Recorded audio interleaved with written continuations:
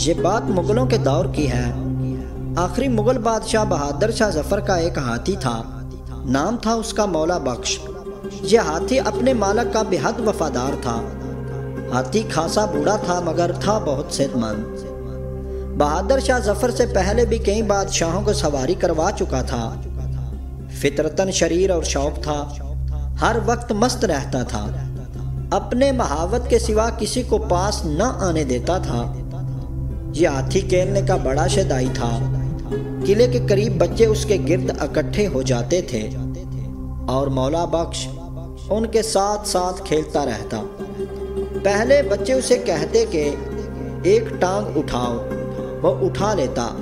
बच्चे कहते एक घड़ी यानी 1 मिनट पूरे होने तक पाँव नीचे मत रखना। वो एक घड़ी यानी 1 मिनट तक ऐसे ही रहता। फिर बच्चे कहते घड़ी पूरी हुई यानी मिनट पूरा हो चुका है, तो वो टांग नीचे रख देता।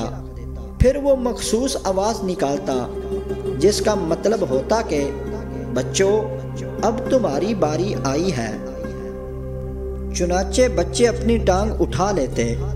गाड़ी पूरी होने से पहले कोई बच्चा टांग नीचे करने लगता तो हाथी जोर जोर से सर हिलाता यानी अभी गाड़ी पूरी नहीं हुई। गरज वो बच्चों के साथ बहुत खुश रहता था। उन्हें अपनी सूंड से गन्ने उठा उठा कर देता था। जिस दिन बच्चे ना आते उस दिन शोर मचाता। मजबूरन महावत बच्चों को बुला कर लाता। वैसे तो ये बहुत शौक हाथी था, लेकिन जब बादशाह की सवारी का मौका आता तो बहुत मुअद्दब और संजीदा हो जाता। जब तक बादशाह सही तरह से बैठ ना जाए खड़ा ना होता था।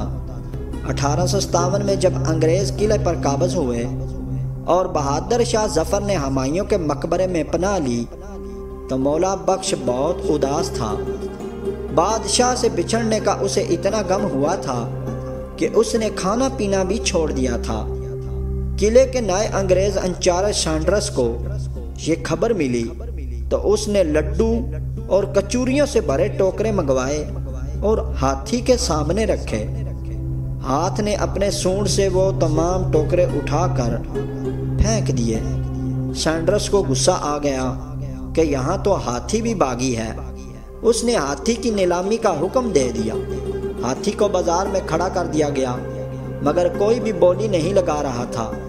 फिर एक पंसारी ने 250 रुपए की बोली लगाई और हाथी उसके हाथ नीलाम करने का फैसला कर दिया गया। महावत ने यह देखकर कहा, मौला बख्श, हम दोनों ने बादशाह की बहुत गुलामी कर ली। अब तो तुझे हल्दी बेचने वाले के दरवाजे पर जाना पड़ेगा। ये सुनना था कि हाथी दम से ज़मीन पर आ गिरा और मर गया। हाथी की वफादारी का ये किस्सा बहुत अनोखा है। मौला बख्श ने मालिक के सिवा किसी के पास रहना पसंद न किया और इस गम ने उसकी जान ले ली।